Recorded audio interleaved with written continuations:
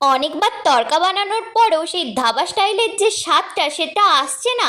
তবে চিন্তার কোনো দরকারই নেই, আজ তোমাদের সাথে খুব সহজ পদ্ধতিতে ঘরোয়া কিছু জিনিস দিয়ে ঘরেই ধাবা স্টাইল এক তরকার রেসিপি শেয়ার করব। ফার্স্টেই কড়াইয়ে সর্ষের তেল দিয়ে দিলাম আর অনেকটা পরিমাণে পেঁয়াজ কুচি লাল করে ভেজে নিচ্ছি।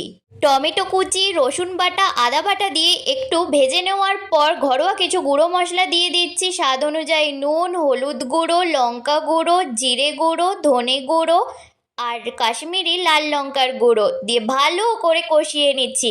তেল ছেড়ে এলেই আগে থেকে সেদ্ধ করে রাখা তরকার কলাইগুলো দিয়ে দিলাম, স্বাদ অনুযায়ী চিনি আর অনেকটা পরিমাণে তড়কা মশলাটা কিন্তু একদম স্কিপ করলে চলবে না। আর আমি তরকার কলাইগুলো সেদ্ধ করে তার জলটা ফেলে দিয়েছি, কারণ তরকার কলাইটা সেদ্ধ করার সময় এত বাজে একটা কালো জল বেরোয়, সেটা দেওয়ার ইচ্ছেই করে না। তারপর ভালো করে কষিয়ে পরিমাণ মতন জল দিয়ে ফুটতে দিয়ে দিলাম আর আরেকটা ফ্রাইং প্যানে ডিমটা ভুজিয়া করে নিলাম আর কসুরি মেথি, 1 চামচ ঘি, ভুজিয়া ডিমটা দিয়ে ভালো করে আরও 5 মিনিট ফুটিয়ে নিচ্ছি।